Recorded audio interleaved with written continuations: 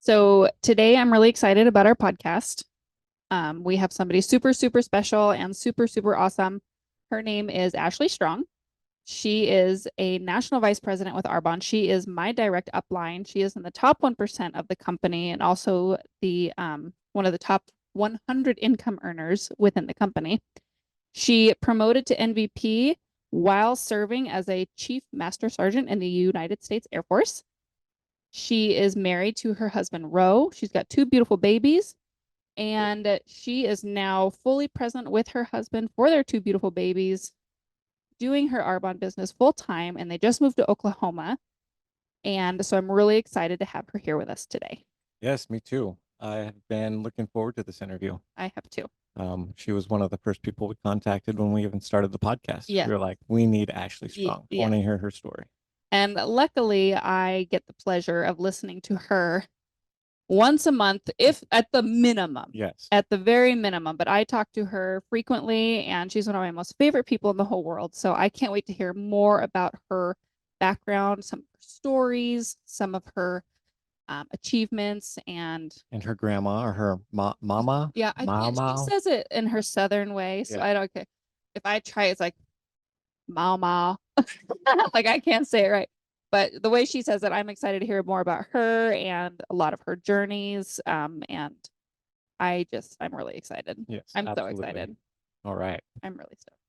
Boom. Hi. Hi, guys. How are y'all? I'm good. How are you? How do we So get good. split screen? Oh, perfect. he doesn't There know it how to is. do Zoom. This is literally like his first time. Yeah. Good. doing it. We were just talking. I was just telling him some of your guilty pleasures and how you love Laffy Taffy jokes. Oh, yeah. Yeah, And like corny dad jokes. I'm here for it. I know. And I found one and it was making me giggle. And one of them I didn't understand until I read it out loud. But like, why didn't the teddy bear finish his supper? Why? Because he was already stuffed.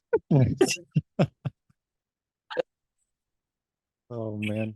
Okay, see, the bad thing is I'll tell Ro and I can't even say the answer because I'm laughing so hard. And then he's just like, this. And I'm like, Literally. was that not the most hilarious thing that you've ever seen? Hi, Ro. Okay. Yummy, Ro. He told me to bring it down a notch. Are you getting the kids to nap? Yeah, he's trying to de-notch me right now. I'm being de-notched. That's Is this okay? This volume's okay? Yeah. Okay. Because I just put Journey to sleep in the room, and so that's what I just. Hey. He goes, Ashley, where are you? I go, I bet you anything. It's lunchtime or nap time. So we're dealing with one or the other. It's nap time. I was like, It's good luck with that. because, I see those stories. The nap time. It's real life back here, man. Real life. Right. All right. Well, let's do this. How are y'all doing? Yes, I'm good. How are you? How's the Everything snow?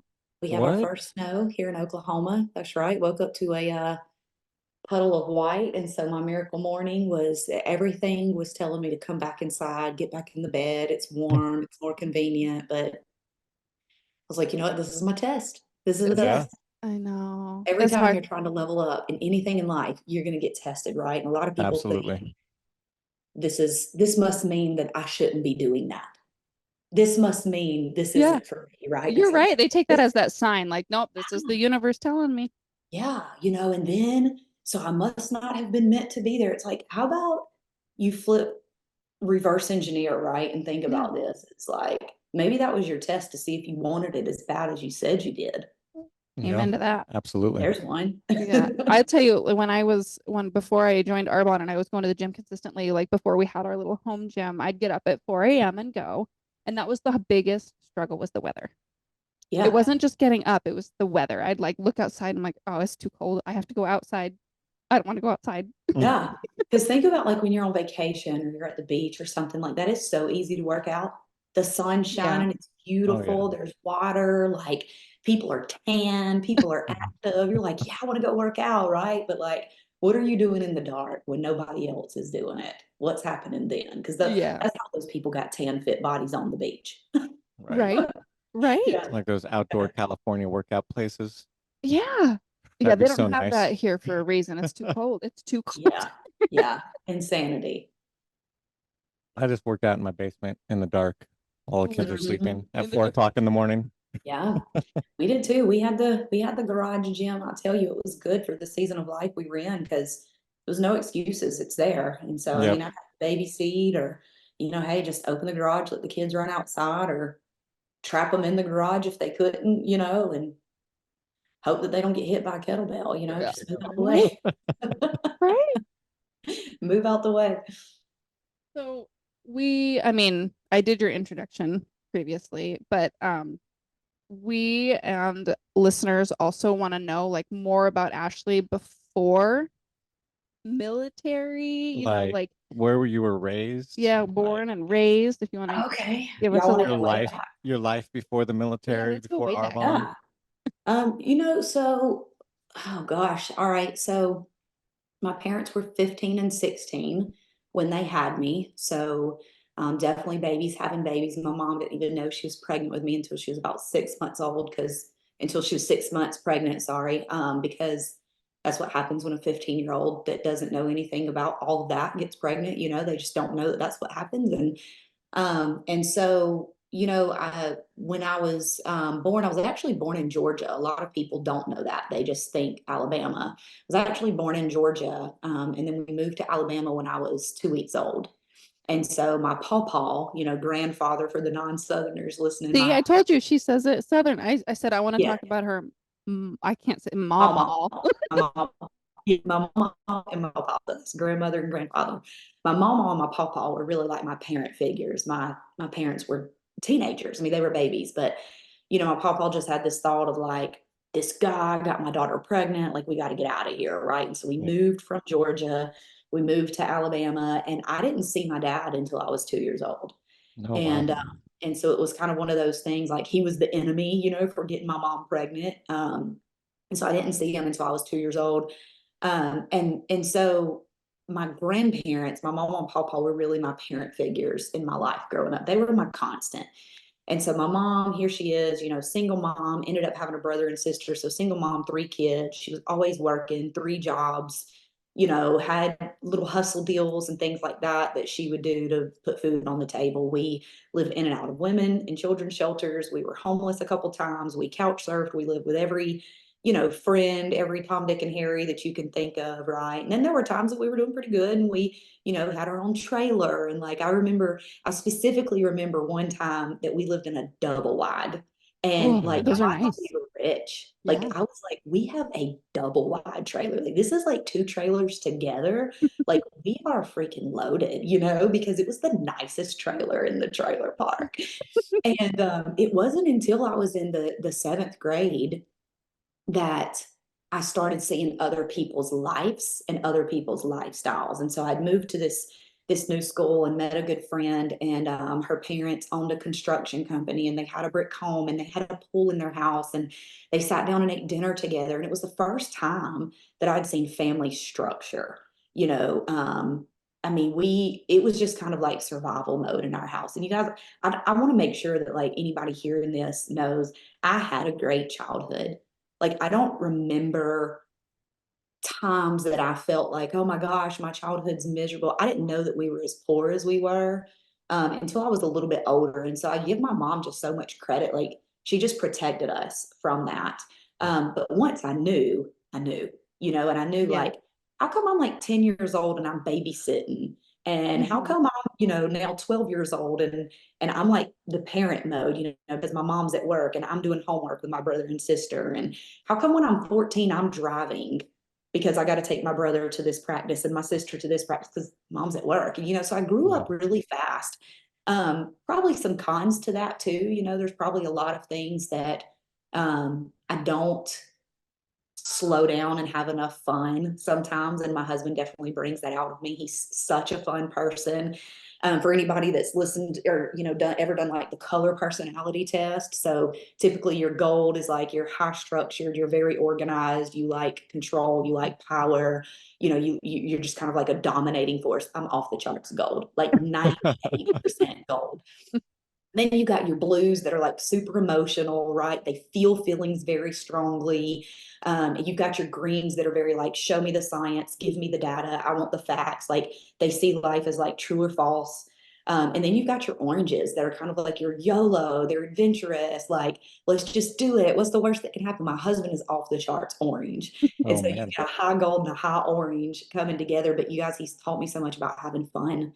And Yeah. he's taught me so much about not balance because we believe in balance, but just money. Like, hey, some things are going to be out of whack sometimes. You're not going to have this perfectly even, slice of the pie that, hey, business gets this much and fun gets this much and family gets this much. And it's just not how it works, right? It's not the reality. But are you at harmony? Are you in harmony and you at peace with the imbalance because of Mm. the things that you're building and the things that you're going for? And so, kind of growing up like that. I think, probably did instill a super strong work ethic in me. I always saw my mom working. We never had a bad Christmas. I never had a bad birthday. I never went back to school without new to me clothes. I won't say new clothes, but they were new to me at least, Mhm. right? They were clothes I'd never seen before. And so my mom worked really hard to make sure that, our childhood was as normal as it could be. I went to 12 schools in 13 years. So we Oh, moved wow. all the time. Every time, there'd be a breakup or there'd be a financial change or a job change or something, we'd move. And so we might move to the next town over, we might move across the state. And so we kind of lived all over Alabama. And so when I was, 10, I think I got my first job babysitting. And then I would like sell lemonade. I would, go to like these yard sales with my mama and pawpaw, and I would spend, my little babysitting money on clothes. And then I would Oh, resell the clothes. And so I was like always like, Oh, a little just let me turn a hustler. hustling. profit. Let me turn a profit, right? And do y'all remember like the candy bars that we used to sell in school? I don't Uh-huh. know if Yeah. that's just a Southern thing, but the little 75-cent like chocolate bars. I'll sell Hmm. them for $1.25 and I'd Nice. keep the profit, right? I'm like, nobody knows that these are 75 cents. And so I'd like go to my mama's work, and she worked in this big sewing factory, and all these little old women, would, I'll give you $1.25, sugar, for the little chocolate bar. And I'm like, sweet, I just made 50 cents, And so it was like my hustle. Like I was always thinking of like how to make a dollar out of a dime, right? And because I wanted to break the cycle. And here's the thing, it wasn't because I was money hungry. I didn't know anything about money. I didn't have money. I'd never seen people with money Mm. until much, much later. And so it wasn't because I was money hungry. It was because I knew a lot of the struggles that my family had was because of lack of money. And Mm. I was like, man, you know what? If I can take any of that financial pressure off of my mom, even as 8, 9, 10, 11, 12 years old, then I want to do it. Maybe I can just get enough money through these candy bar sales or reselling clothes or whatever that I can buy my own shampoo. Mm. Like it was little stuff, you guys. It wasn't like anything major or anything. Hey, buddy, I need you to go find daddy, please. I need you to go find daddy. It wasn't anything like, let me get rich. It was just like, let me take some of that burden off of my mom because I seen how hard she worked, and I knew how stressful it was when I got to high school and all the cool girls were using Pantene Pro V shampoo, and I didn't want Suave, I didn't want the 99-cent Suave, like I wanted the good stuff, but she couldn't afford it. So I was Hmm. like, hey, how about I'll start doing this and then I can buy, those kind of little things, right? So she didn't feel that guilt. So 12 schools in 13 years, we moved all of the time. And when I was 15, I got my first, legal job. Worked at a little place called Pizza Pro. Loved it. One of the things there, though, at Pizza Pro that was kind of like a shifting moment in my life is I had these managers, and you know what, y'all, I really don't even know how old they were. I think in my mind they were maybe like 25 and I was, 15. They were probably like mid 20s, early 20s, but they were party boys. And so me and a couple of other like 15-year-old girls worked at this pizza place, and they would take us to Auburn, Alabama, to like college party town, and we would go to all these frat parties, college parties, like underage drinking, drugs galore, like everything that Yeah. you can think of was happening there. And here we are, like 15, in the back seat with like some random manager dude that works at like our pizza company, and they're like smoking pot and doing lines, and we're just like in the back, like, okay, That's like, so cool. what the heck is going on, right? And so I'd stay out partying until like 3 o'clock in Auburn, and then I'd come back home, wake up at 6 o'clock, get my brother and sister ready for school, take them to school, and do the whole like hustle routine. But I guess that was a big pivoting point because I started seeing like this is what my life's going to be. Yeah. Like this is kind of what's going to be here, in this town. And I claim Tallahassee as my hometown because that's where I graduated high school. But and I love it. Not pooping on Tallahassee. Tallahassee taught me a lot, but it was just like, man, if you don't come from money or have a super strong work ethic, that those small towns can eat you alive. Like a lot of people say big cities can, right? And like, no, have you ever met like a small town person? Because there's nothing good there. And so then when I was, 17 years old, I moved out on my own. 18, I was living in, Montgomery, Alabama, which at the time was a big city to me because it wasn't like the little farm towns. And worked at a vet clinic, had a high-rise apartment, wanted to go to college. I actually had a scholarship to Florida State University for cheer. And I was in love at the time, and so didn't go, pooped that away, right? And then, so, graduated, got a high-rise little condo with one of my girlfriends that I worked at the vet clinic with, and I was just grinding. I was just working. I was like, that's all I knew was work. I wanted to go to college, wasn't in the cards for me. So I was like, hey, I can work. And so I was working at this vet clinic and I was working like 60 hours a week easily. And so I'd get my 40 and then I was always, hey, I'll take any overtime because they pay double overtime. And I was like, hey, Yeah. hot damn, right? Like I need this. And so any overtime that was available, I'm your girl. I'll take it. I'll work weekends. I'll work crazy hours. It doesn't matter. And one day the vet that owned the place called me in and he said, we've got to let you go. And I was like devastated. I was heartbroken. I thought I was going to work there the rest of my life and just be working 60 hours a week and making double overtime for 20 of those hours and just balling, right? So I was like, what do you mean? And he's like, Ashley, you cannot work at a vet clinic for the rest of your life. You're made for more. And I don't know what that means, but you can't just stay here. And if I allow you to, I'm enabling that. And so, I'm crying and I'm Dr. Mitchell, what can I do? Like I'll do anything. I'll clean the bathrooms. I'll be the pooper scooper, like please, this is all that I have. And he goes, I'm going to give you two options. And he said, there was a woman that used to come in there that dropped her dog off and she was in the military. And so she would have her uniform on. And I was always just mesmerized by her. It was the first time I'd ever seen a woman in the military. She was beautiful, her little sock bun. I mean, her hair was just like perfect. She had this boxer named Thor. Like I remember everything about her. I remember it all. And I would just like stare at her like, man, that chick's a badass, and she would come in. I was like, she is cool.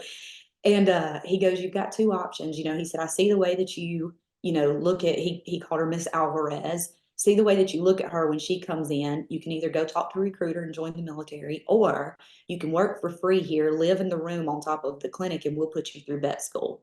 But you're not going to just be stagnant in life. This family was such a godsend to me, you guys. Like they were some of the best humans in the world, just good-hearted country folks, blue-collar workers, but saw something in me that I definitely did not see, That's myself amazing. at that point. I was 21 years old. I was partying every weekend, using my little overtime money to just go to bars and clubs and, what is life, right? And so I said, well, I definitely don't want to be a vet because I would always hear the vets tell the story of how they had to stick their whole arm up a cow's butt. And I was just like, that doesn't sound like a good time in life, right? And so that was the one thing that I was like, I don't want to be a vet because I don't ever Oh my gosh. And so I went and talked to a recruiter and went on my lunch break one day, asked Dr. Mitchell, hey, can I take a little bit of an extended lunch? He said, go for it. Went and talked to a recruiter.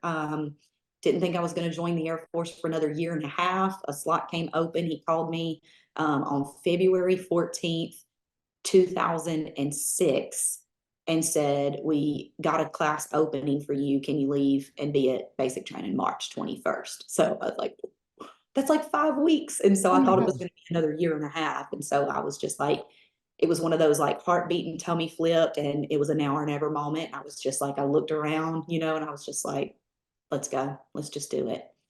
I just got goosebumps. So That's yeah. awesome. And so that, that kind of started the chapter of the Air Force and all of that. And I don't know where you guys want to go with that, but No, that's exactly where we were going to go. You, okay. You're leading our list of topics, so you're doing great. You got in the Okay, military right when I got out. Yeah, March 21st, That's 2006 like, was my entrance date. And you guys, nobody in my family was in the military. I didn't know anything about it. Oh my gosh, it's hilarious now, but I think about now that I'm on the other side of it, right? I go, what kind of idiot were you? So this is I'm embarrassed to say this publicly. I'm probably gonna get some hate comments on this. They're gonna be like, Let's this hear chick it. is a photo. So I'm going to basic training right now. The recruiter had said, hey, blend in, don't stand out. They don't know you. Just try to kind of lay low, be real, mediocre, right? Um, you don't want to do that in life, but you definitely want to do that when you're going to boot camp, right? Like, don't make a show of yourself. And so I was like, okay, cool. So go to the hotel the night before. My brother, my sister, they come to the hotel. They want like a 7-course Southern meal. Everybody else is eating this like random, little bagged sandwiches. Well, I was local, I was in the area. And so my mom and them, they came. I'm talking butter beans, cornbread, like country fried pork chops, right? Like we eating Oh in my there, God. like we eating all the stuff. And so I'm like tearing it up. This is the night before I left. That morning, I knew that I was getting on a bus. I was getting on an airplane for the very first time in my life. I'd Oh never my flown. gosh. And I knew that they were, picking air. In my mind, I thought like, that's my travel day. And then like boot camp starts like the next morning at like 8 in my mind. Right. I didn't realize when I got on that bus, I was government property from then on. So I get up like any, Southern belle would do, and I get ready. I mean, I put like for the people that are looking at me, I'm very plain Jane right now. Like this is so plain Jane. It used to be the bigger the hair, the closer to Jesus, right? So you just put that hair so big, whole face of makeup on. You guys, this is when gacho pants were in Yes. style. Anybody, do oh you remember man. gachos? Oh yeah. Okay, so I remember so vividly, I had a red tank top that had like lace and bedazzle all Uh-huh. around the collar. And I had some brown gachos, and I had these really cute 6-inch wedges that were bedazzled, like Oh red, shit. brown, yellow, and green sequins on the top. And I had We my were making a rolling show. suitcase, a rolling suitcase. Uh, And so here I come, I get on the bus. They kind of looked at me, didn't say anything then, get to the airport, get on the flight, everything's fine. When I get to Texas, that's when the TI, the drill sergeant, is picking us all up. And so they had kind of told us, hey, go to this area. Again, I've never been in an airport in my life. I don't know anything about it. So I'm kind of like nervous. I've got my 6-inch wedges, my rolling bag. I'm getting it right. And I go walking up and I see this guy in uniform with the big, drill sergeant hat. And so I knew, okay, I'm in the right place. And he's not even making eye contact with me as I'm walking towards him. He's just like, he doesn't even see me. And so then I'm like, man, am I in the right place? So I keep going and I'm like, excuse me, sir, is this the right place? And he's like, for what? And I'm like, to go into the Air Force. And he just like looks me head to toe and he's like, you're here for basic training? And I'm like, yes, sir. He goes, oh shit. And he oh, just go over there and he's just cracking up. And I'm like, I don't understand what's so funny. Well, I go around and everybody's just sitting on the floor, like waiting, like they're sitting against the wall, like very militant, like prison style, right? And I'm like, oh, everybody's in like a plain solid t-shirt, some plain jeans, and like sneakers. And here comes, Southern Belle, Dolly Parton meets Miss America rolling through, hot freaking mess. And I'm like, hey, how's everybody doing? oh Like trying no. to have conversation with people, and they're all like totally quiet, won't talk, won't do anything. Hey, bud. Okay, we have a guest appearance with a smoothie mustache. Hey, I need Hello, you to go in RJ. there with that, and I need you to close that door, please. RJ, go. Thank you. Um, and so I'm trying to chat with everybody. I'm trying to make friends. I'm super social, like, where are you guys all from? Was this y'all's first time on an airplane too? And nobody will respond. And they're looking at me like, shut up, And so then the guy comes over and he's just yelling and screaming. And he's like, hey, effing cheerleader, and he's like, you shut the F up and did it like, and I'm like, oh, Oh, it starts today. Like it starts now. Like I thought we were gonna have a nice little bus ride, maybe do some icebreaker, get to know everybody. So it was just crazy. Like my view Oh of the man. world, you guys, was so small.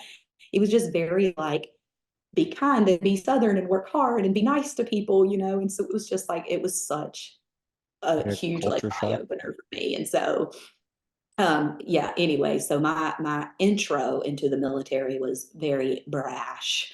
Um and so, you know, get off the bus, there's like 20 TIs there, and here I am in my, you know, 6-inch stilettos and my rolling suitcase, and everybody else has got like a backpack or a duffel bag. And so they're like, go ahead, you've got 4 flights of steps, have fun with that, you know, and Oh move my, fast. And so I'm like, I'm gonna break my freaking neck. And finally, after 2 flights, you know, one of them's like, take your shoes off, idiot, you know. And so oh I'm my like, God.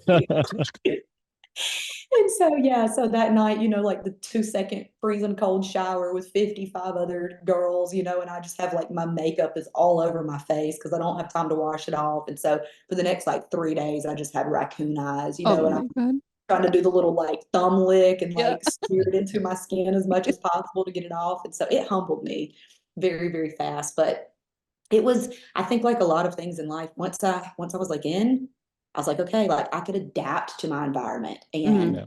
that's one of, I think, the big takeaways from moving all of the time and always having to kind of be the new girl, always having like, hey, I got to get into here. And y'all know everybody knows that feeling in high school when you're new and you Mhm. go to lunch and you don't know anybody and you get your tray and you're like, oh Where do I hell, sit? sit. Where do I sit? Right? It's Uh-huh. like the scariest feelings as you know, a youth. You're like, where do I sit? Do I sit at the wrong table? Do I just find an end by myself and then somebody comes up and goes, that's my seat, and you just get up and move, or do you Yeah. hold your ground? What do you do? Right.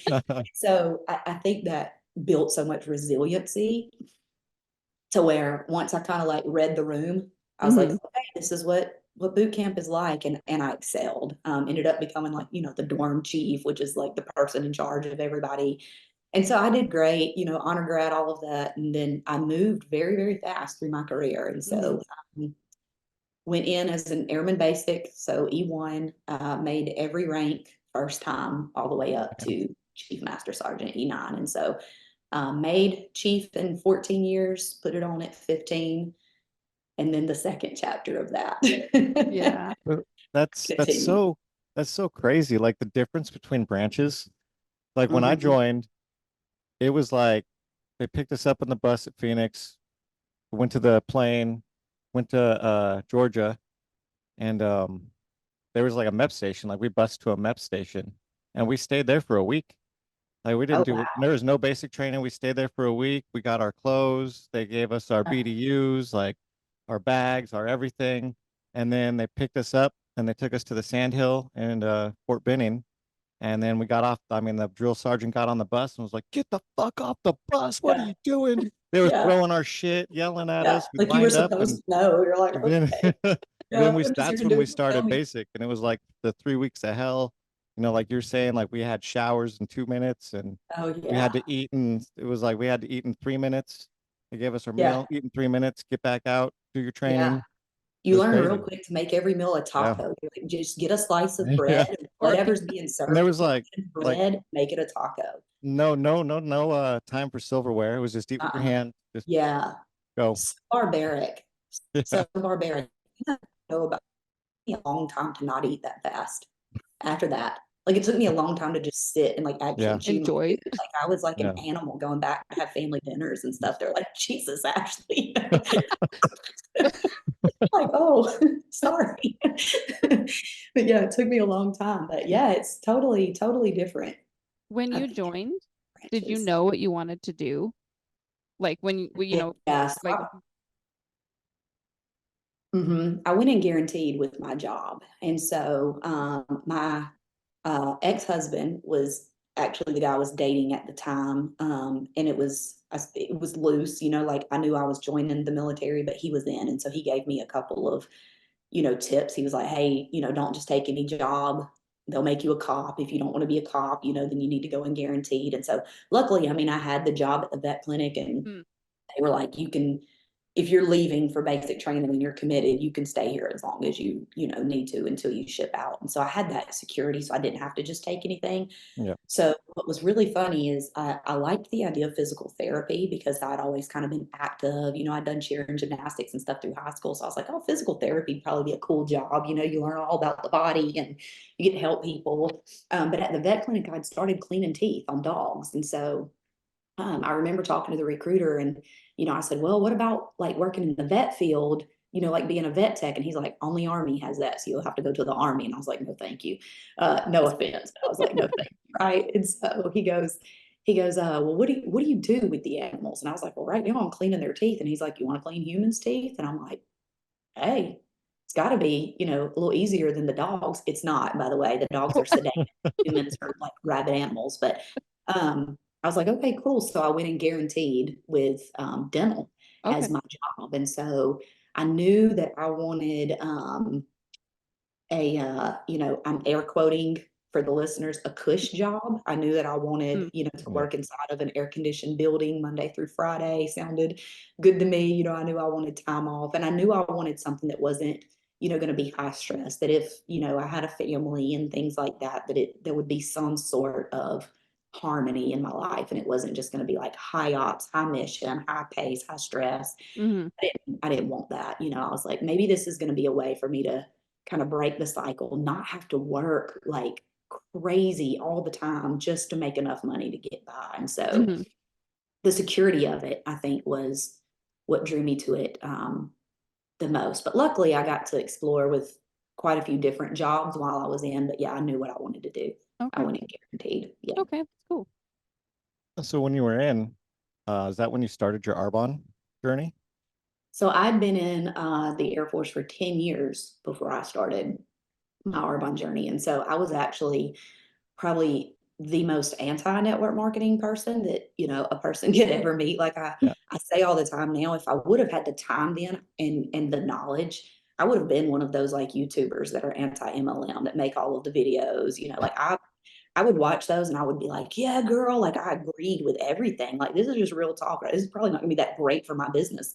But I didn't, the reality was I'd never seen it done right. And I had never seen it truly change somebody's life. My aunts and my mom and, mom's friends and stuff like dabble in, your little Tupperware parties or your little makeup parties and just cute little, stuff like that. And it would just Like kind of Amway. it's like, let's have a wine night and just get a couple of the girls around. And it was, it was just always like, okay, fun if maybe you have nothing better to do that night. But it always felt high pressure to sell. Like I remember going to a couple of them and it was like the person would just be like, okay, so what do you want to buy? And I'd be like, I don't want to buy anything. But you feel like pressure that you like have to, support this person. And then you try to like avoid them for the rest of your life. And so, I'd never seen it done right. I'd never seen it truly change somebody's health or skin or income or mindset. I'd never seen any of that. And so for, 10 plus years, I was extremely anti. I know, Tara, you've seen it, but I've even got this post that I'd made on Facebook that was like, do not try to sell me anything. Like if you message me, I will delete you. I do not want your crap. Like it was so anti, and I was like just very, belligerent about that. But I love when you share it every time it comes up. Yeah, every time the memory comes back, oh gosh, I've grown so much. But I think a lot of people can relate to that, right? Like they 100%. they see, their friend, somebody that used to talk like normal, and now they become this sales robot, or the random girl from high school that you haven't talked to in 20 years is now like, hey girl, do you want to join my, fill in the blank party? And you're like, who are you? Like you got to go back and look at like, wait, who is this? What are you talking? And you can tell it's a copy and paste message, And so it's just like, there's so many people out there that I think has given network marketing a bad name. And so obviously, there are a lot of doubters, there are a lot of haters, and honestly, network marketing has been done wrong a lot. Yeah. It's been done wrong a lot. The industry as a whole, there's tons of scam artists, there's tons of Ponzi schemes out there. And so, when you do things ethically and morally, and you do things correctly in that space, it's easier for outsiders to go, yeah, I don't know about that. You Yeah. know, like you've got so much bad experience that you just don't know about it. And honestly, it wasn't until 2016, so 10 years after I joined the Air Force, I got stationed in Colorado Springs, go out to dinner at a hibachi restaurant, and end up sitting by, you know, my now best friend, Sarah Handy, who's also, you know, the person that introduced me to Arbonne. And if she wouldn't have had the credibility that she had, there's no way I would have, I mean, I doubted her, even with Yeah. the amount of credibility she had. She was a 6-figure plus income earner, one of the top financial advisors with JP Morgan, corporate savvy, super business savvy, you know, debt free, had her house paid for, drove nice cars. Like they had their stuff together, right? But I was still like, drowning in debt, probably just putting on a facade, running up credit cards. You know, I just thought that she was living a lie because, again, I'd never seen somebody make it. My husband's like, they got a car. Like you don't ever see people in those companies that like get the car. You know, like she had the car. And it was 6 months of being around her, with her almost every single day before I finally was like, okay, maybe this is actually legit. Yeah. Like this girl definitely is smart. She's very financially savvy. She's professional. She understands, you know, this world. So she's doing it, and she's talking about walking away from this income because she's now replaced it. I might need to look at this, you know, like I might need to actually get over myself, my pride and my ego, and bet on me a little bit and go for it. So yeah, it was actually 10 years after joining the Air Force that I was introduced to Arbonne. It's so hard to get involved in something like that. Like when Tara brought it up to me, I was gung ho. Like, I don't care. I'm all about the hustle. Like, Yeah, I've been hustling dudes my see whole it life so much too. differently. And I was Y'all like, see it I was so I like, didn't know anything about it. I didn't know, like, I didn't even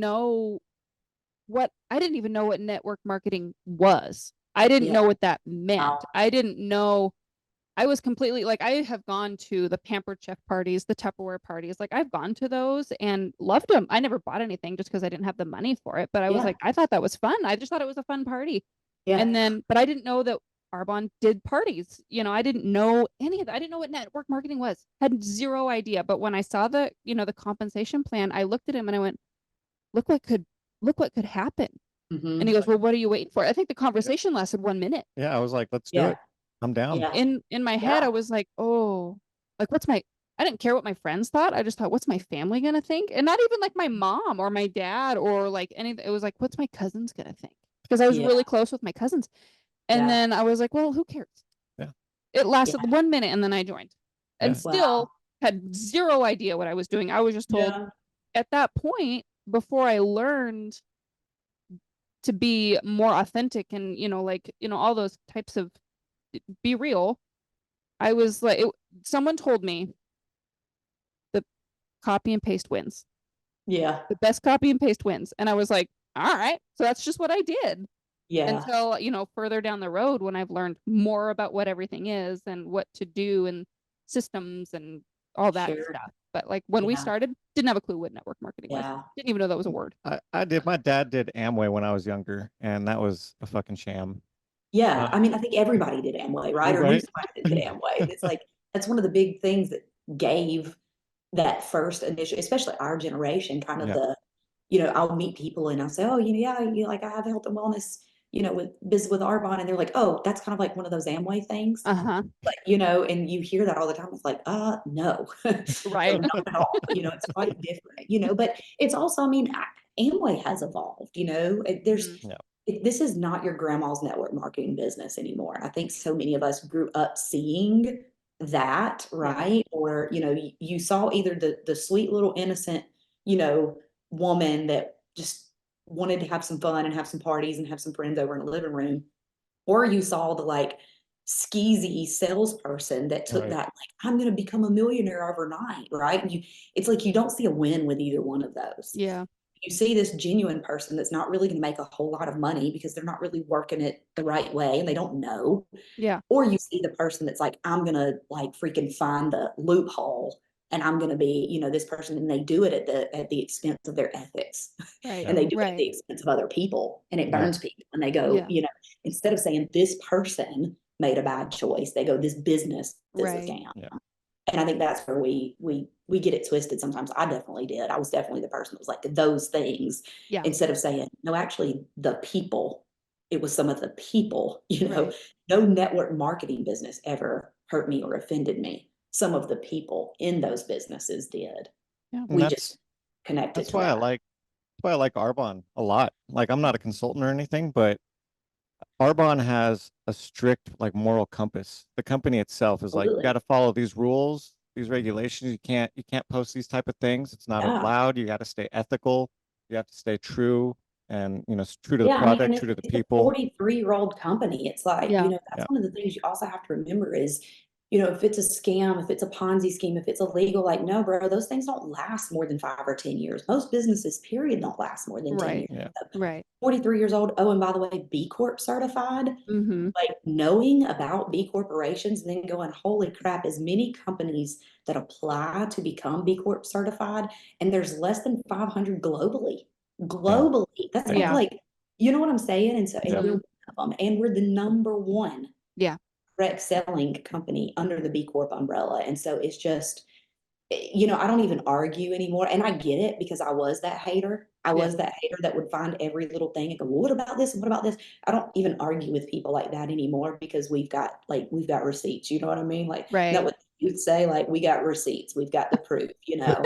So it's just like, I don't have to, because the flip side of that too is, instead of convincing people, to join me, I don't try to convince anybody to join me. I'm so convicted that I know what it is that I have to offer. I know how incredible our company is. People will either join me or they won't. But if they're not ready and they're not open-minded to another stream of income, or they were like me and they have their mind made up about what it is and what it isn't, then they're not going to hear you out anyways. And so timing matters, right? Like, it's Yeah. continue to be the proof, continue to time things out. That's what Sarah did, with me. She never pushed me. She was never argumentative with me, and I was mean. Like, I was straight up like cutthroat, savage. Probably why I take rejection so well now, because I go, I get it. I'm just reaping my Yeah. karma benefits right now. It's like getting all this karma payment reback. But I mean, it just, after watching and watching and watching and seeing the proof, it was like, okay, you can't deny proof after so long. Exactly. Finally, like, what is it? And that's Yeah. the What's best the way to catch? Yeah. that's the best way to go about anything, life, business, or whatever, is like Totally. you don't need to explain anything. You just embody it, become it, and it explains itself. Like Absolutely. that's the only way to do it. Yeah. Yep. I How mean, was well, so this is what you're now doing full time. You were in the military. So tell us about that transition out. Like, what brought you out? What's it like now outside of that? Yeah. How openly can I speak on here? Is As this okay? open as you want. we are on the same page. Okay, gotcha. Um, well, let me first, like, preface with, I had an incredible 16 and a half years in the military. I mean, I had an awesome career. I moved very fast. I had so many experiences. I traveled to places I never in a million years would have been able to go. I won every award you can think of. I was one of the 12 Outstanding Airmen of the Year for the entire Air Force. I mean, I, really, really, really enjoyed my time. More than anything, I loved the people. I met my husband in the military, so I don't want anything that I say to go, oh, this girl's like anti. No, absolutely not. Like, the Air Mhm. Force is a huge chapter in my life. It taught me so much, and I'm forever, forever grateful. The transition came when my personal values were no longer in alignment with organizational values. Yep. And in life, that happens, right? Mhm. In any, I think, um, career, in any corporation, there may be times that it happens. And you get to a decision point, when you're there. And the reality is, most people, not because they want to, but because they have to go against their personal values to meet organizational values, because that's your job. It's your Yeah. job. It's your income, right? That's what, Mhm. feeds the mouths. And I will tell you guys, if it weren't for the income and the extra that I had built, over the years with Arbonne, I would have not had a choice either. And so, um, you know, all the COVID stuff happens, 2020 happens, yada, yada, yada. We press Yeah. on. We start hearing about the mandate for the COVID vaccine. Mhm. The very first time that I heard about it, I just had this overwhelming feeling of, I don't think this is right. I don't Mhm. feel like this is what I need to do. I don't feel like this is a good idea. But also very conflicted about that because 16 years in the military, I have had every immunization you can think of. I've had anthrax, I've had smallpox, I've had Right. Yep. all the extra stuff that you have to have as a medic, right? Like, Yeah. and yearly, it's just like you don't even think about it. It's like, hey, you're due for an immunization. You go down there, you roll up your sleeve, you get whatever injected in you, and you press on and you continue and you go to your next meeting or you go to your next duty and you do what you got to do, right? Mhm. And so for anybody that listens and goes, oh, this is, because I hear that all the time, like, oh, you got every other one, and this is the one you want to get Yeah. political about. It's like, Yeah. no, it's not political because here's the thing with politicians, none of them are sitting in my living room, none of them are paying my bills. I don't give Right. two F's about any of them. I think Mhm. they're all friends.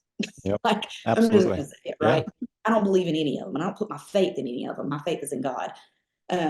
But you'll hear that a lot, like, well, why this one and not any of the other ones? And the only thing that I can say is strong conviction. And when you know better, you do better. Mhm. If it don't pass the sniff test and your gut is telling you like something just don't feel right about this, for me, in my house, my family, we had to lean into that. And Mhm. so I'm pregnant with my little girl. I didn't know she was a little girl at the time, but I'm pregnant with my baby. And I came home and I told my husband, it's going to be mandated. Now you guys have to remember that at this time I'm a chief and I work in the hospital. I am a medic. And oh, by the way, I'm the superintendent of the squadron that gives the vaccines. And so talk about a conflict of interest. I'm in this Mhm. top leadership position. I'm expected to have been one of the first ones in line to get it. I'm expected to be going around telling my airmen to get it. I'm expected to be pushing it. And nothing in that sat right with me at all. Mhm. I just did not. I felt like it's not FDA approved. It's illegally mandated. The Yep. Secretary of Defense mandated it. He cannot mandate something that is emergency use authorization. So that was an illegal mandate. And then just continuing on with how did we make this so fast? How do we know the long-term effects? Where's the data? Right? Where's the proof of what this could mean years and years and years from now, right? We learned a Yeah. lot about that with anthrax back in the Yeah. day, right? A lot of Oh people man, had that a was lot of terrible. situations. Yeah. Absolutely. And so I just felt it in my gut. And I remember coming home to my husband and I said, they're going to mandate it. And I was crying. I was super emotional. And he just looked at me and he said, if we ride all the way, That's right. but I want to tell you, what this is going to cost. And you're going to be lonely and you're going to walk alone and you're going to be shamed and it's going to be hard and you're going to have a lot of judgment. And so at this time in my career, I'm on this pedestal in a sense. Like I'm a fast burner. I'm doing all of these things, right? Like I'm, Yep. definitely being kind of groomed for these next strategic level positions. And so it definitely meant that a lot of things in my life and in my career were about to change. But my Yeah. conviction was so strong.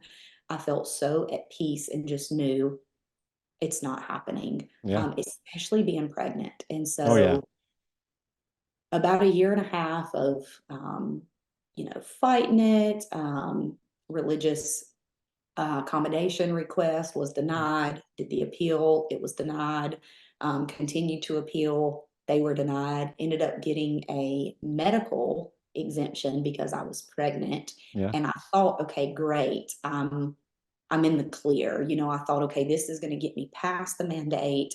And then, after I have my baby, I'll be breastfeeding. And so I can get another medical exemption Right. then. And so I just thought, okay, I got time on my side, right? Like the clock's going to be on my side. And I honestly was like, it's going to drop. They're going to drop this Right. mandate. Like Mhm. I believe in this organization so much. And I know that they're going to see like, hey, this wasn't the right call, right? And they're going to drop it. Um, and they did eventually, but it was a little too late for me. And so one day I come into work and I get called in, and it was basically, I'm not going to name the names, but I had, a commander and another commander, and they said, we're calling you in because you've got some things, that we need to discuss. You are still unvaccinated and you seem like you don't plan on getting vaccinated.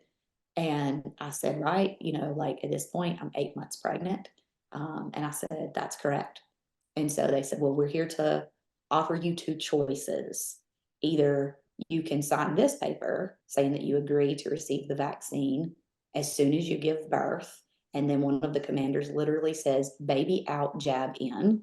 Oh. Or you can sign here saying that you'll be separated. And I was in shock. Like, I was just, I'm 8 months pregnant. I'm in this room. I'm feeling so vulnerable. I'm feeling angry. I'm feeling frustrated. I'm feeling duped. I'm feeling conflicted. But I'm mostly feeling like this cannot be a life. Like this can't, like, no, not my Air Force, right? Like this cannot be happening. And I say that, not my Air Force. And you guys, this is exactly what I was just talking about with R1. I'm not mad at the Air Force. Yeah. I'm mad at some of the people that made decisions in the Yeah. Air Force. Yeah. At some of, the leadership in the Air Force, the spineless, weak leadership in the Air Force. Yeah. Not the Air Force. Yeah. But I said, I'm not signing either one of them because neither one of them are legal. And at this time, I was already in a lawsuit. A lot of people have heard about this lawsuit. There's thousands of military members in it that either, got separated prematurely, got forced into the vaccine against their will, or have had some sort of, vaccine reactions, adverse reactions. Yeah. And so I was already in the lawsuit. And so I said, hey, you guys have your lawyers here. I need to call my lawyer. And so stepped out, called my lawyer. We kind of go through the whole scenario. And my lawyer goes, here's the deal. You don't have time on your side anymore. And they're giving you the suspense, whether the suspense is legal or not. We know that it's not. But this is the game that they're going to play, right? And so you are in the best situation if you elect to separate on your own instead of letting them separate you. Yep. Mhm. And so it was definitely a dirty ultimatum. Yeah. I was not ready to go. I definitely still had a lot of service left in me. I had a lot of things that I still wanted to accomplish, and I freaking loved my airmen. I Yeah. loved every day showing up for my airmen. Here's the thing: I'd pull up to work every day through this battle, and I would sit in my car and I would cry. You guys, have never done that. I've never done that at any job. Mhm. Especially serving, because I loved it. I would like be ready to go to work, like wake up excited, like first day of school and I got the new kits. You know what I mean? Yeah. Like that excitement of like, heck yeah, let's go get after it today. But that last year and a half or so, it was brutal. I mean, I would just have to sit, listen to praise and worship music, like just pray, be in my car, like listen to my husband's words, right? It's like you can do this, you can get through this, like you're stronger than this. My husband would always say, don't let them break you, keep your poker face, kill them with kindness, like show them the example of being a good human, and it was just like, man, I needed those words so much, because there'd be days that I'd be like, F this Yeah. place, I'd just be so angry, I just felt like so duped. Yeah. And so then I said, okay, I'll take the separation. And they said, no, we're not going to let you. And so then it Oh was just, shit. What? are you freaking kidding me? So I had to go rounds with that, ended Oh up my God. getting the separation approved. That was a whole, that's a whole nother chapter. It doesn't matter, but it was a, roundabout crapshoot. Ended up getting the separation approved on September 9th. And my last duty day was September 29th. And so people typically have a year or two to transition before they're out. I had 20 days.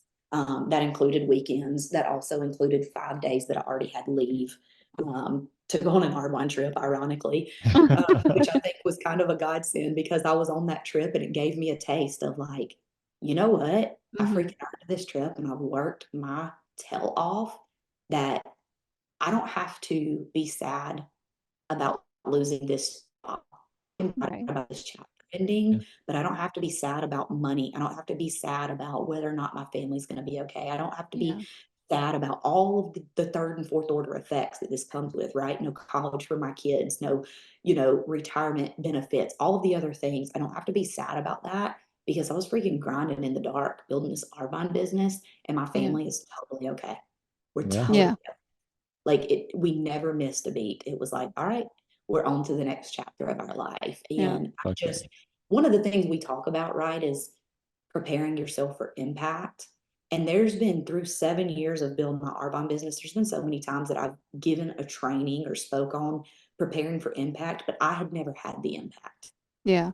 I had just had like, hey, maybe we used to live check to check, or we budget, or we'd be broke or something like that. But like major life impact, like somebody's spouse like dying suddenly, right? Yeah. Somebody's child getting a life-threatening disease, somebody's parent, you know, having hospital bills that they can't pay, like life-changing. I'd never had it. I did. Yeah. I was like, holy crap, this is what it's about. Yeah. This is what it's about, right? Like it's Yeah. not about having stuff and having money and having the bags or the shoes or like any of that, right? Like this is about choice when I felt like I had no other choice. This is about Yeah. having freedom when I felt like all of my freedoms were being stripped away from me. Yeah. This is, you know, about having courage when I felt like everybody around me was courageless, you know, like Yeah. it lacked courage so much. And it was the confidence of like doing the hard things in our business gave me the confidence to stand so alone during that time. I felt so alone, you know, Yeah. during that time, going from kind of like the golden child leader on this pedestal to like the black sheep that went against the grain. You know, it was a very humbling, lonely transition for me. And if it wasn't for my Arbonne community and my church community, that would have been a very dark time. Very, Yeah. very dark time for me. Yep. So that changed. And so September 29th, 2022 was my last day in service. I was a chief master sergeant and served 16 and a half years. And like I said, I had an incredible career. I thought, you know, that I would spend the next 2 years, you know, like going through this woe with me. And I didn't. I was happy, and I'm fully present with my babies. I'm fully present with my kids. I am fully present with my husband. Both my husband and I are stay-at-home parents. And, you know, that comes with its own set of challenges, right? Like y'all know the deal, like you're with kids all Oh, day yeah. long. Like, oh my gosh, Oh, right? yeah. I think, man, even on my hardest day with my kids, when they're acting total donkeys and it's chaos and their screams and everything you can think of is happening and going wrong, that's still a better day than a great day at the office working Yeah. Oh, for yeah. Yeah. somebody else, you know? 100%. Yeah. And so it's all, I guess, about perspective. So that was the transition. Yeah. And I mean, the courage you have to do that is amazing. Especially in the situation and your career that you were in. Tara did the same thing. She took a stand at the hospital she was working at, and ended up getting separated. We actually got the religious exemption and medical exemption approved. No, I didn't get the religious approved. Yeah, you got both approved. Oh, wow. She got both approved, but then they came back and they were like, "So you're approved, but we have no spot for you, Yeah. so you either take it or you're out." Ironically, right? Right. Yeah, technically, we have no legal grounds to disapprove it, but we can say that there's no spot. Right. Yep. Yep. Yeah, So exactly. she got out, and I get it. yeah, we've been just doing the hustle. She's been doing Arbonne. I got my own businesses, and it really is a blessing in disguise. I mean, to be home with our children, like our first three children, I didn't get to see much because I was Mm, working evening shifts and overtimes, and just trying to provide the best that I could. So I didn't get to see much of their growth from baby to toddler to yeah. um, and then when we had our fourth, working my own businesses, I was actually able to be here. She was here for everything. She's been here for the entire journey of being pregnant, giving birth, being with our infant daughter. And I've been able to see our infant grow. And it's just been amazing. I mean, the total blessing. I know, we lost a lot in those jobs, but the blessings are better, you know. Yeah, look at how much you It, gained. And yeah, you know what? absolutely. There's no more important work that you can do in the Yeah, entire world than build your family, right? Build your absolutely. kids. Like, Yeah, but the next generation, there's nothing, there's no job, there's no career, there's nothing that pays you that is more important work than that. yep, It's strengthening the family unit. yep. For sure. It's all about the kids. It's all about the children. Yeah. And like Arbonne, like don't they do donations? Like a lot of Arbonne consultants do donations to what is it? The Yeah, we underground we do, so different teams in Arbonne, you know, raise money for different things. And so like Strong Nation, like my direct success line, we raise a lot of money for a women and children shelter that I sponsor. And we also raise a lot of money for Operation Underground Railroad, Yeah. which if anybody's watched the movie Sound of Freedom, it's that organization that goes out and fights child sex trafficking. And so to date, we've raised over $750,000 for that organization. Our goal is 1 million, and I think this will be the year that we hit $1 million. Actually, That let is me awesome. correct that because we're over I 800,000 now. was, oh, okay, good. Yeah, So yeah. So close. this year we're on track to hit 1 million, and that's been our goal, is like, let's raise $1 million. And you know what? That's one of the things like I don't think I got about network marketing either, because like we were talking earlier, you see like the easy scammy, you know, spammy folks that do it, and they're Right. just Yeah. like, look at my Lamborghini, look at my private jet, like look Yeah. at all this stuff, right? And I didn't see like humans having a big heart for like, Yeah. oh, like I work my butt off because you know what? Like there's kids right now, like, oh my gosh, it gets me emotional thinking about it. Because I got to meet Tim Ballard at one of our Arbonne retreats. We actually Amazing. had to come and speak because we wanted people to know, like, hey, if you're going to donate money, like you need to know where it's going and what it's going to, Yeah. and feel good Yeah. about that, right? Like this is hard-earned money that people work Yeah. their butt for, and you're going to give it away. You want to know that you're giving it to something that's right. I was pregnant with my little boy when I met him. And once he found out I was military, he kind of like talked a little different, you know, like he could tell me a little bit more about some of their missions because I talked the talk. And so that was pretty cool. But I mean, he was like, you know, there's like 3 and 4-year-old little girls that get raped 70 times a day. A day. Jesus Like, Christ. and the younger that they are, the better. Like the more that they can sell for. Here I am pregnant with my first child.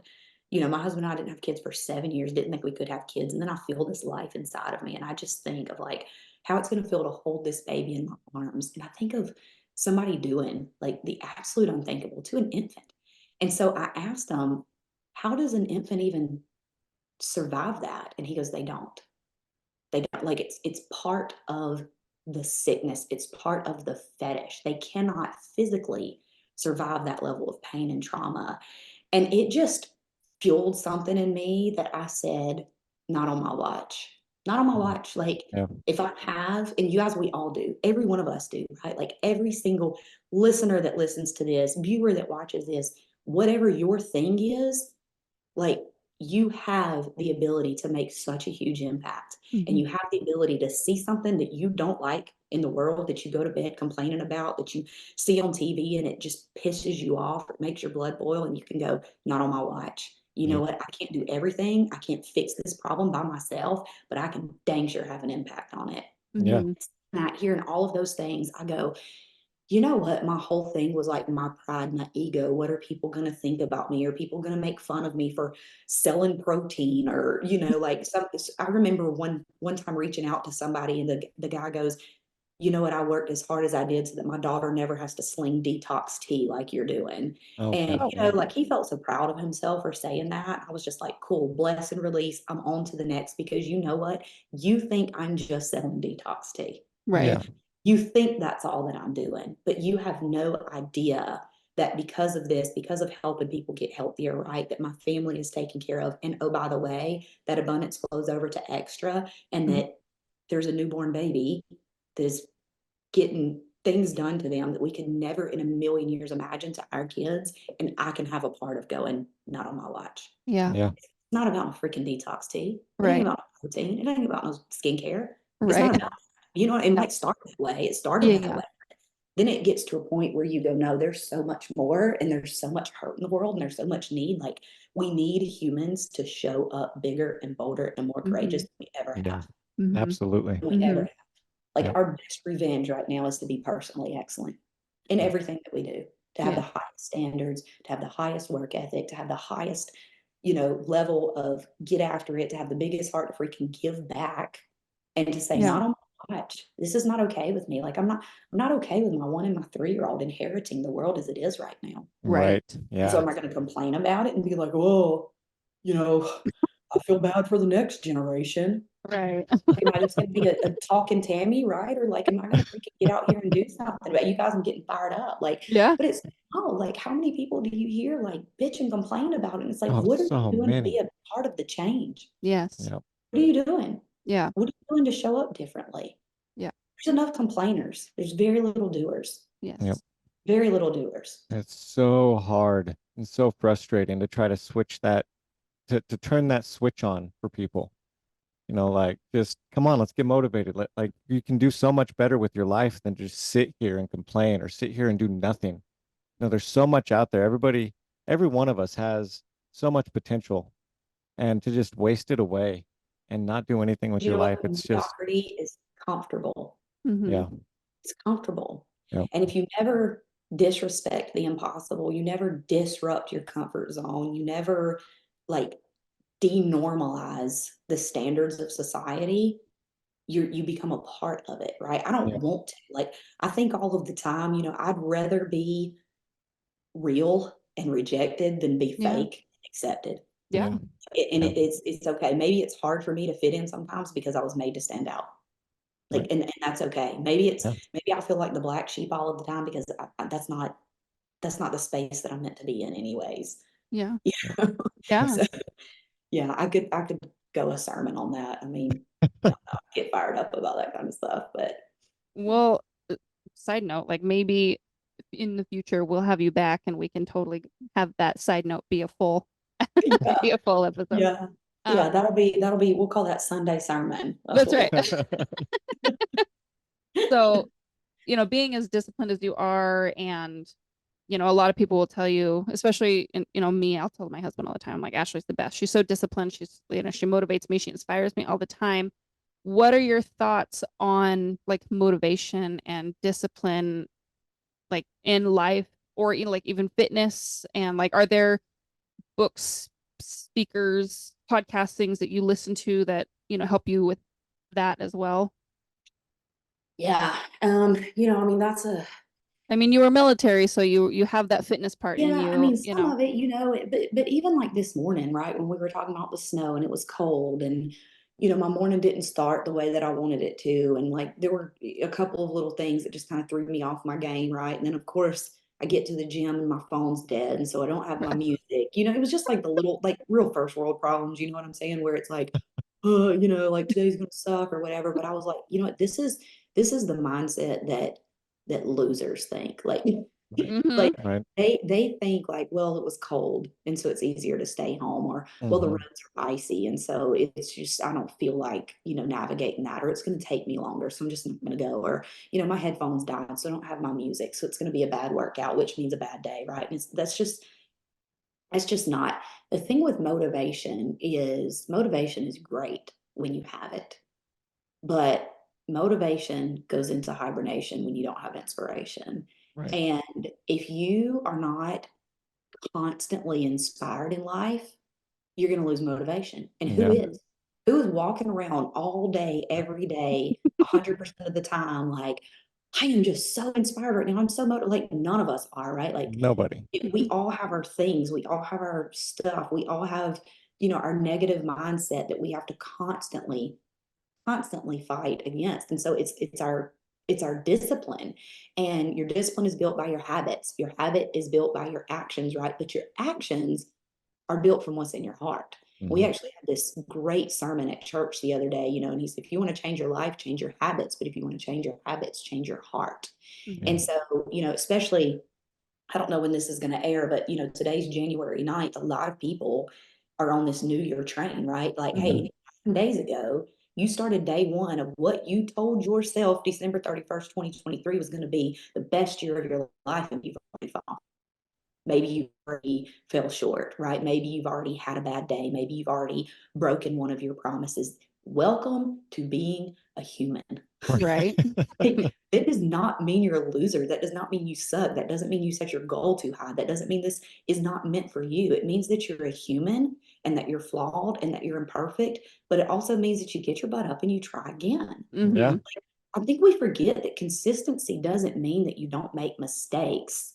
It means not giving up when you do, Yeah. right? Like, it Right. means that you don't just too many of us work conditionally and not consistently. Yeah. We work when it's convenient. We work when we feel good. We work when the timeline, works out well. We work when the sun's shining. We work when it's a good day. We work when we're, everything's going great and the kids are behaving, or we don't have other stuff. Like, that's conditions. Yeah. It's conditional. And Yeah. so how do you build the habit and the discipline of doing it no matter what?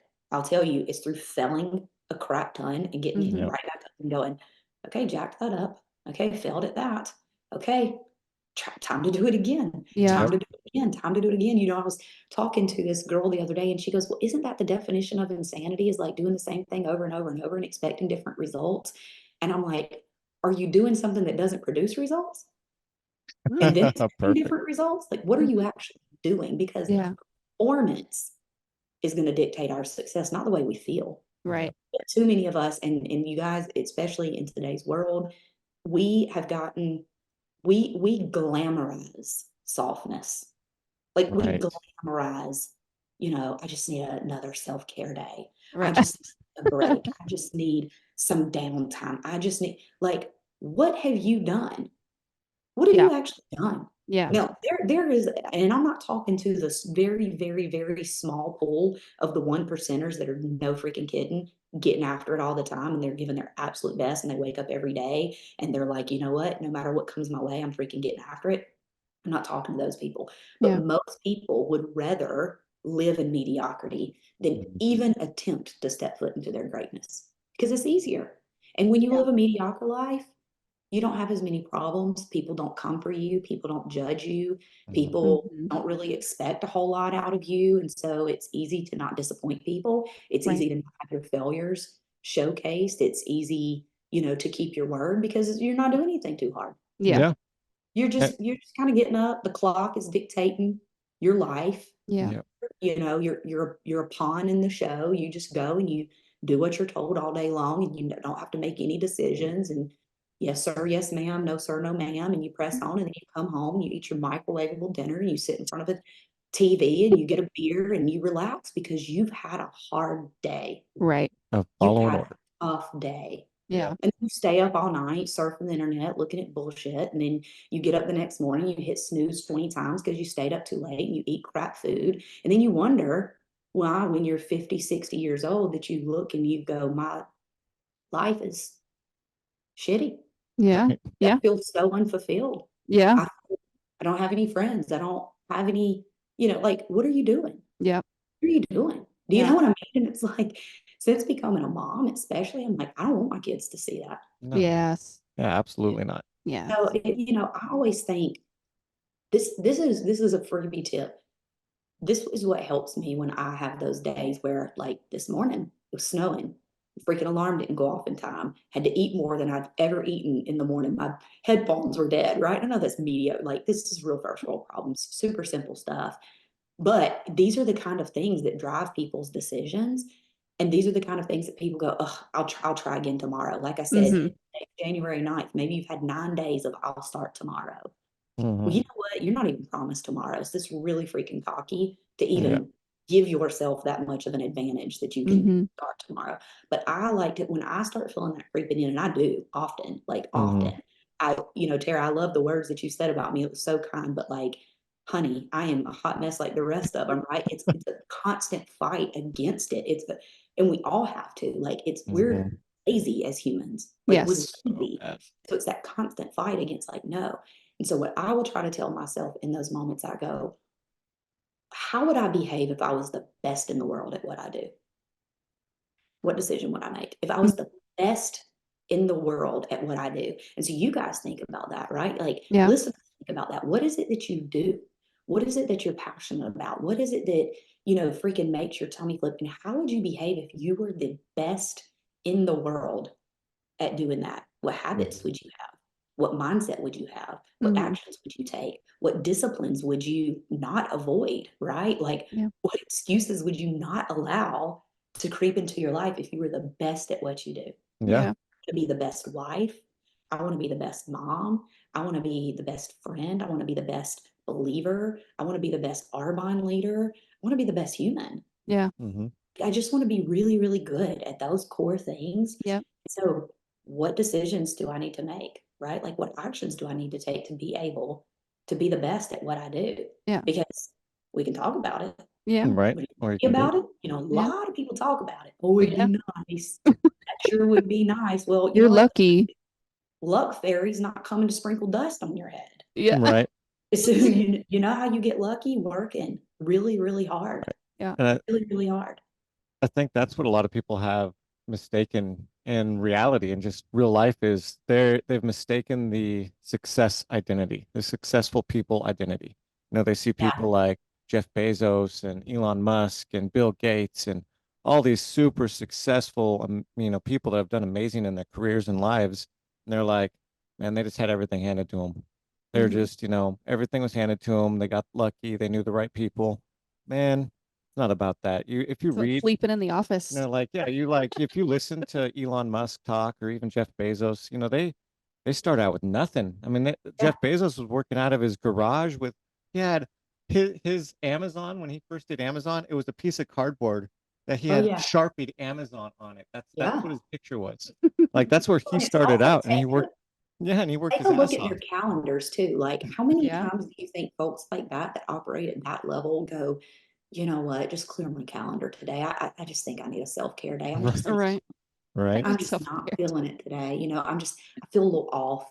My Yeah. headphones were this morning. I didn't get my work. Like, come on, you know what I'm saying? And so it's just Yeah. like, look at the habits of who Yeah. is, right? Like, I don't want that kind of life, right? I hear you. I don't want Yeah. a life like Elon Musk or Jeff Bezos. I don't want that much chaos in my life. No. I want to be a really good wife. I want to be a really good mom. I want to have harmony, but my focus and priority is there, right? Yeah. Armon is a part of what I do. It's not who I am. I Yeah. am the daughter of a king, the wife of Rowan, and the mom of Journey and RJ. That's who I Yeah. am. But there's other things that I do. But it's also look at whoever that person is for you. Look at whose life that you admire, that you go, man, I'd like to live a life like theirs, and then see what their habits are. Mm-hmm. There's a 99.9% chance they didn't just get sprinkled by the luck fairy. Mhm. Like I'm pretty sure that they have worked their butt off to live Oh the yeah. life they're living. And that's how I live mine. Like it sounds crazy, and a lot of people have even told me to my face that it's fucking crazy, but I set my goal to an unattainable level. So my goal is to be as successful in life and in finances as Elon Musk. That's who I set my sights on. I'm like, okay, Elon Musk is the most successful person on the planet. I want to be like Elon Musk. What does he do? How does he act? How does he operate? What is his sleep schedule like? What is his work schedule like? Like I set my goal to that unattainable level because I know, and I know this sounds like shitty of me to say that it's unattainable, but it's fucking unattainable. Like there's just no way that I'm going to be $217 billion person. And, you know, by the end of my life, there's just no way. But I set it to that level because it's unattainable. And it's always something that I'm going to be chasing, I'm going to be running after. And on the second note of that, you know, you got to set a competition up with yourself. You know, you need to have an unattainable goal. This is just me personally. I have to have an unattainable goal because then I'm always going, but I'm always also in competition with myself of I need to better myself than you know, be a better person than I was last year, do a better workout than I had the day before, you know, do something different. What did I do that was stupid yesterday that I'm not going to do today? You know, what did I learn in my business from last week that I'm going to change this week? Now, always be in competition with yourself, but always have an unattainable goal to keep going. I mean, that's how I operate. Yep. You just got to keep going and going and going. Yeah. There's like, I yeah. can't follow that. I can't follow that. But so one thing, like I know we're getting close to running out of time, but there's just a couple more things. So because you do a lot of trainings and that has gotten you so far, there is exciting news coming up in the middle of this year that you will be a keynote speaker. How does that feel? Like Surreal. is it one of those, I mean, bucket list? It's a Total bucket list. I mean, you know, I, I know a lot of people are like, oh my gosh, public speaking is like my idea of a Saw movie, right? Like that sounds like a torture chamber to me. And it actually used to be for me too. I hated it. But I think when I started seeing how much people needed just to hear some life spoken into them, over them, and I started seeing how much people could thrive just from hearing it. When I started feeling it myself, my husband is he's like the number one hype man in the world. He's always telling me, like, go hang the moon, penguin, go hang the moon. And he calls me penguin. People ask, why does he call you penguin? And when I was pregnant, they thought it was because I was fat and wobbled. And I was like, no, he calls me penguin because penguins mate for life. And so a lot more romantic than fat and wobbled, right? But he'll be like, go hang the moon, penguin, go hang the moon. And just having like someone believe in you can be such a game changer, right? Like having no one believe in you can be fuel if you let it, but having somebody believe in you is so nice. And I was like, man, you know what? The world needs it. Like the world needs people to freaking show up and speak life and speak kindness and speak boldly and speak truth. And so I did start leaning into speaking a lot more than I ever thought I would. I was like, I'm a behind the scenes girl. Like I don't ever have to speak on a podcast or, anything like that. I would have been totally fine just flying under the radar. But I think it's also, not about me. Like I wake up every morning and one of my prayers every morning is, well, two prayers. I always say, come Holy Spirit. And then I say, use me in spite of me. Lord, use me in spite of me. Like I never want to get in his way of what he's trying to do through me, even if it makes me uncomfortable. So just use me in spite of me. And so, I do think that there's a bigger picture than I will ever know of why. But when our CEO called me, I thought she like said the wrong thing. Like how crazy that I was like, oh, our poor little CEO, she's asking me the wrong thing. Like I thought she said it. And I was just trying to be like kind to her because I was like, I thought she was asking me to speak, but not be the keynote speaker. And Yeah. so I said, oh, I think you mean like to speak, right? And she's like, no, I know exactly what I'm asking you. Like she was Oh. probably like, chick, I'm the freaking CEO. I know what I'm asking. I was like, are you kidding me? And so initial was just like, I'm so unqualified.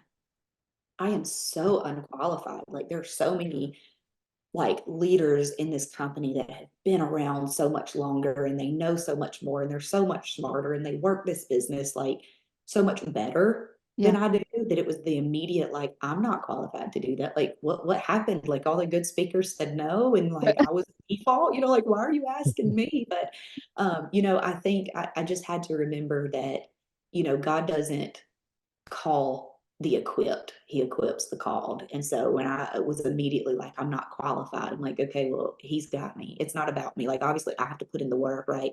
I have to prepare for it and everything, but still get a tummy flip every Yeah. time Oh it yeah. comes up. I'm still like, oh, okay. That arena fits 18,000 people, no big deal. So definitely, And you've trained there before, like you've done a training I like on did. that Yeah. stage I though. spoke main stage before. And it was the same year that, Rachel Hollis Oh yeah. spoke and just wrote the her book Yeah. and I can't remember the name of the book, but you know what book I'm talking about. I Yeah. can't remember. Yeah. Get I do. over Is it? yourself or something like that. Something like that. Anyways, she comes out and she goes, this is the largest crowd I've ever spoke to. And I was like, Oh Oh, shit. oh crap, I gotta go after. phew. I was just like, oh my gosh. So it made me a little more nervous than it probably should have. If I would have never heard her say that, it wouldn't have let, some of that fear creep in. But I have. I think it's just, you can get in your head about the added pressure of what do people expect of me and am I gonna do it well? And you know what? I do get nervous every time I speak. And it's Yeah. not because of what platform or who it is or the size of the crowd. It's because I hope to always get nervous when I'm going to deliver a message that can serve someone. Yeah. And so, words matter, right? Yeah. Yeah. And Mhm. speaking matters. And so it's if I'm going to deliver a message, I want it to be worth people's time. I want it to Yep. be meaningful. I want it to be impactful. And so, yeah, it's going to be a good time though. So if Was you're it in Girl Wash Oklahoma, Your see Face? you in Girl Vegas in Wash Your Face? June. Hmm? Is it the book Girl Wash Your Face? Mm-hmm. That book? Okay. It was bugging me. I had to look it up. Sorry. That's it. Yeah, I was like, man, I can't believe I brain farted on that. But I Yeah. mean, that book was like selling like crazy, Yeah. at the time. And she was just like such a big speaker. And she's like, this is the biggest crowd to date. I'm like backstage getting mic'd up. I'm like, what? But But it was actually a lot of fun. I think like anything, that you do that's scary and nerve-wracking, and then after you do it, it's like skydiving. You're like, I didn't die, and that was amazing. I want to do Yeah. it again. Yeah. Well, I'm excited because I'll be there. I'll be there to Yeah. watch. And I Yes, I think can't wait. being nervous speaking, like I've spoke to crowds, like I spoke to a crowd in Olympia when I was running for Congress. It was like 2 pictures of yeah, him right here talking to there was people. like there was like what, like 3 or 4 thousand people there at that one. And that was the largest crowd I had ever spoken to, and it was nerve-wracking. And I didn't even prepare a speech. Like I was like, I'm just gonna fucking wing it and see what happens. Yeah. And I had Yeah. an idea of what I wanted to say, and I just went for it. But I think, being nervous, I spoke to another crowd that was like 1,500 people, and I prepared something for that, and it flowed a little bit better. But I feel like being nervous and having that nerve-wracking, like, oh my God, I have to go do this. That breeds like a level of genuine, you know, connection with Yeah. people. So when you get up there and you just start talking, like it feels genuine, heartfelt. Yeah. There's something about it when you're nervous and excited about it at the same time, like that heartfelt speech that really impacts people comes to life. Yeah. So Yeah. I think you're going to do amazing at this keynote. People appreciate the vulnerability of being Yeah. like, Mm-hmm. I'm nervous right now. Like, then they want to be on your side, like they Yeah. want to see you overcome those nerves. And so Yeah. it's good to just own it. Like Yeah. this is a big deal. It's a big platform, and I want to serve it well. I want to, Yeah. I want it to be worth people's time. Oh, It it will will be. be. Everybody loves hearing you talk. I think My boys. Is that Ashley? It's the twang. I'm telling you, they're like, that's that country girl. I've never spoken. I mean, I've spoken in college, but that was just in front of 30 people. But I've only ever sang in front of people, and that was like up to 500 people. And I'm like, you guys are like, oh, 1,500 people. I'm like, ooh, ooh. Yeah. Like, I don't think I could. I could if I had to, Yeah. but that's a lot of people. you were born to be a singer. No, Yeah. that's a different You topic for a sing so different day. amazing. Beautiful Um, voice. So I mean, I don't want to take any more of your time, so we can wrap this up. But before we wrap this up, where can people find you if you're comfortable giving that out? Yeah, for sure. My Instagram is at it's Ashley Strong. So it's Ashley Strong. There's Pretty simple. lots of people who try and be her, like, Yes. copy her. So just make sure it's Ashley Strong. Yeah, it's Ashley Strong. No symbols, spaces, anything like that. Yeah. Yep. And then on Facebook is Ashley Strong. Yep, that's it. Yeah. Perfect. Awesome. Well, this has been a lot of fun, and I feel like we could do like 20 more episodes. So maybe later down the road we can do that. But I am so happy and so grateful that you agreed to join our podcast today. Yes. It's been a blessing for us to have you yeah, on. and we've been talking about it for months. So we're super grateful, and we really appreciate you giving us your time for today. Yeah, absolutely, guys. I'm proud of y'all. I'm proud of what you're doing. I'm proud of what you guys are building. I'm proud that you're just keeping your blinders on and staying focused. And you know what? Growing this thing from grassroots, like that's impressive. A lot of people, try to jump out there and do something, and they don't commit. And we know that conformity is the quickest path to mediocrity, and you guys are taking a stance against that. So I'm proud of you guys too. Proud of y'all's family and what y'all are building together. It's Thank you. powerful. Thank you. Can we talk about your mama next time, Oh my and some gosh, corny yeah, we jokes? could. You know what? Sarah challenged me to write a book of So all I my said this. moments. I had Yeah, told him that I'm like, she could write a book about yeah. all the quotes that she comes up. My mama used to say this, and I'm like, what more? But man, I More. didn't realize how wise she was, when she was alive. I think that hindsight's always clear, right? But just some of the nuggets and wisdom that she would drop, just normal conversation, and I think about them all the time now. Yeah. She was just had so much wisdom. But yeah, we'll have to do another. We'll do a mama version podcast. Yeah. That's fine. Yeah. Well, thank you again, and I hope Journey slept the whole time. Yeah, yeah. She's been Thank you, good. Ro, for Yes, keeping those kids. definitely. Anyhow, No, that's it. no, appreciate it. Thank you Awesome. so All much. right. Thank you guys. We'll see y'all later. All right, Bye. thank you. All right. Have a good one. You too.